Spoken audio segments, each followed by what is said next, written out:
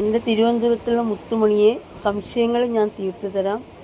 Arora all എന്ന ഒരു ചാനലുമായി ഞാൻ വന്നത് വിമർശിക്കാൻ വേണ്ടി മാത്രമൊന്നും ആയിരുന്നില്ല. എനിക്ക് നിങ്ങൾ പറയുന്ന ഈ പാവപ്പെട്ട ഉമ്മ എൻ്റെ സ്ഥലത്തു നിന്നും ഏകദേശം എനിക്ക് ഓട്ടോയിൽ പോകണമെങ്കിൽ തന്നെ 2000-ഓളം രൂപ വേണ്ടി വരും. അത്ര ദൂരമുള്ള സ്ഥലത്തുള്ളൊരു സഹോദരിയാണ്. അവരുടെ വീഡിയോ ഞാൻ കണ്ടു. നെഗറ്റീവും പോസിറ്റീവും ഒക്കെ ഞാൻ പറയാറുള്ളതാണ്. ഞാൻ വീഡിയോ ആയിട്ട് വന്നില്ലെങ്കിലും നേരിൽ പറയാറുള്ള ഒരാളാണ്.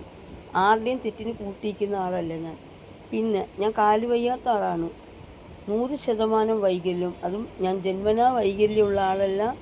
എനിക്ക് 20 വർഷങ്ങൾക്ക് മുമ്പ് ഒരു അപകടത്തിൽ ഞാൻ എൻ്റെ ചലനശേഷി നഷ്ടപ്പെട്ട ഒരാളാണ്. ആരുടെയും മുമ്പിൽ കെഞ്ചിയിട്ടല്ല ഞാൻ ജീവിച്ചത്. ആ വീൽ ചെയറിൽ ഇരുന്നു കൊണ്ട് എൻ്റെ മോൾക്ക് ഇന്ന് 19 വയസ്സായി. അവളെ ഞാൻ പഠിപ്പിച്ചു. അവളിന്ന് മെഡിക്കൽ കോഴ്സിന് ട്രെയിൻ ചെയ്തുകൊണ്ടിരിക്കുന്ന ഒരു കുട്ടിയാണ്. എനിക്കും ഒരു കുഞ്ഞാണുള്ളത്. ഒരു മക്കളെയും ഞാൻ പറയാറില്ല. ഒരു ആൾക്കാരെയും പോരായ്മയെക്കുറിച്ച് പറയാറില്ല. അവരെക്കുറിച്ച് നിങ്ങൾ നിരന്തരം പറയുന്നത് തെറ്റാണെന്ന് തോന്നിയത് കൊണ്ടാണ് പറഞ്ഞത്. അവരുടെ എന്ത് തെറ്റാണ് നിങ്ങൾ പൊതുസമൂഹത്തിൽ കൊണ്ടുവന്നു. നിങ്ങളല്ലേ പറയുന്നത് എന്തൊക്കെയോ ഉണ്ട് എന്നത്. ഒരിക്കലും ഇതൊരു വ്യാപാരമാക്കരുത്. നിങ്ങൾ വ്യാപാരമാക്കി ഞാൻ ആ പറഞ്ഞതുപോലെ തന്നെ അവർ ചെയ്യുന്ന തെറ്റിനേക്കാൾ കൂടുതൽ ഫലം ഈ പറയുന്ന നിങ്ങൾക്കാണ്. അങ്ങനെ അർത്ഥം പറഞ്ഞ് വിശ്വസിക്കുന്ന ഒരാളാണ് ഞാൻ. ഏകദേശം വീൽ ചെയറിൽ 20 വർഷം ജീവിച്ച് കടുത്ത പ്രതിസന്ധി നേരിട്ട് വന്ന ഒരാളാണ് ഞാൻ. 2 ജീവിതം അറിഞ്ഞൊരു വ്യക്തിയെന്ന നിലയിൽ ഞാൻ നിങ്ങളോട് പറയുകയാണ്. നിങ്ങളെ ഭർത്താവിന് സ്ട്രോക്കാണ് വന്നിട്ടുള്ളത്. അത് ഏകദേശം കുറച്ച് കാലമേ ആയിട്ടുള്ളൂ. അപ്പോൾ നിങ്ങൾ എന്ത് ബുദ്ധിമുട്ടിയിട്ടുണ്ട് ആ കുഞ്ഞുങ്ങളെ വളർത്താൻ? അപ്പോൾ ഞാൻ എൻ്റെ മോളുടെ 1 വയസ്സിലാണ് അവിടെ ഞാൻ കഷ്ടപ്പെട്ടാണ് എൻ്റെ മോളെ ഈ നിലയിലെത്തിച്ചിട്ടുള്ളത്. അതൊക്കെ നിങ്ങൾ മനസ്സിലാക്കാൻ കിടക്കുന്നേ. എനിക്ക് നിങ്ങൾ എൻ്റെ 172 സബുള്ള ചാനൽ അടിച്ചു കളഞ്ഞാൽ ഒന്നും തന്നെയില്ല.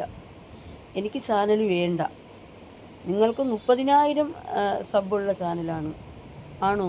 ഒരു മാനസിക വെല്ലുവിളി നേരിട്ട് എന്നോട് നിങ്ങൾ കിടപിടിക്കുമ്പോൾ അറിയായിരിക്കും ഇപ്പോഴത്തെ കാലഘട്ടം ഒരുപാട് സംഘടനാപരം. ഞാൻ പല തലപ്പത്തിരിക്കുന്ന ഒരാളാണ്, എടുത്തു പറയുന്നില്ല.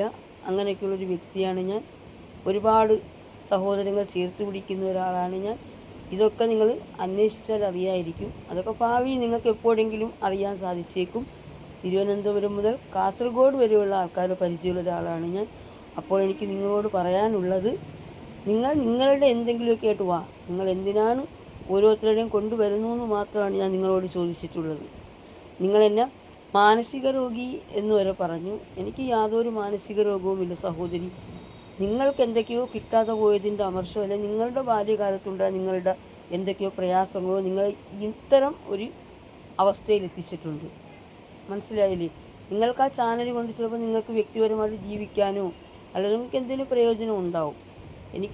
എനിക്ക് ചാനൽ പോലെ ഒരു കുഴപ്പമില്ല. നിങ്ങൾ സ്ട്രൈക്ക് കൊടുക്കൂ, എൻ്റെ ചാനൽ കളയൂ, എനിക്ക് യാതൊരു വിഷമവുമില്ല കേട്ടോ. ഈ ചാനൽ കൊണ്ടല്ല ഞാൻ ജീവിക്കുക. ഞാൻ കഷ്ടപ്പെട്ടാണ് ജീവിക്കുന്നത്. ഇനിയും അങ്ങനെ തന്നെ ജീവിക്കും. പിന്നെ എനിക്ക് ചാനൽ വേറെ ഒരുപാടുണ്ട്, പ്രശസ്ത ചാനലുകളുണ്ട്. പിന്നെ എനിക്ക് കൊച്ചു ചാനൽ ഒന്നും വേണ്ട. അതാദ്യം മനസ്സിലാക്കുക. നിങ്ങൾ നന്നായിട്ട് ജീവിച്ചാൽ നിങ്ങൾക്ക് തന്നെ കൊള്ളാം.